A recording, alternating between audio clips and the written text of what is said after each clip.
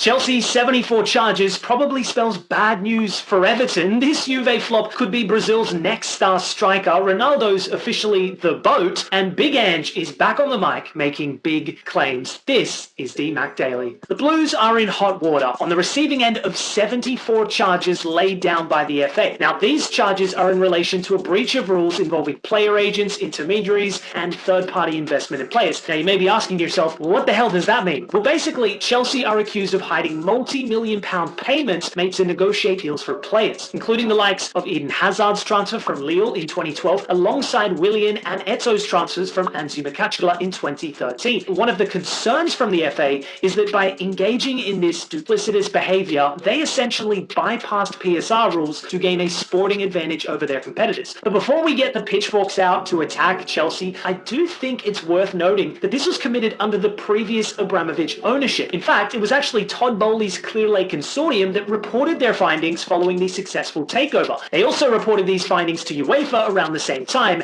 and received an £8.6 million fine for their wrongdoing. Basically, a little slap on the wrist. Now, unlike City, who vehemently denied their 130 charges, Chelsea have pretty much admitted, yeah, we definitely did that, and even praised the FA for their investigation. Quote, "We will continue working collaboratively with the FA to conclude this matter as swiftly as possible. We wish to place on record our gratitude to the FA for their engagement with the club on this complex case, the focus of which has been on matters that took place over a decade ago." The ass-kissing strategy is definitely an interesting approach, but what could punishment realistically consist of? I mean, 74 charges is a lot. Well, it's been reported that the outcomes could range from a points deduction to a transfer ban or maybe another fine. Now, my take on this is worth nothing. What the hell do I know? But if I was a betting man, I reckon a substantial fine's in order. At the very most, maybe a further 10-point deduction for Everton. Moving to South America, or should I say Italy, because Juventus may have made a huge mistake letting go of a certain youngster. And I'm not talking about Dean Housen, who they foolishly sold to Bournemouth for peanuts. We all know how that panned out. But around the same time last season, they also sold another young talent in Caio Jorge to Cruzeiro. This came off the back of a difficult 3-year period in the Serie A at Juve, including a season-long loan at Frosinone. I mean, at face value, look, his numbers weren't great, but behind the statistics was a player that suffered significant injury woes, missing 80 games in the space of 2 years at Juve, followed by another 7 games when on loan. The guy could not get fit, but the talent has always been there, and in 2025, he is delivering on the pitch. 25 goal contributions in 32 club games this season, the top scorer in both the Brasileirão Serie A and the Copa do Brasil.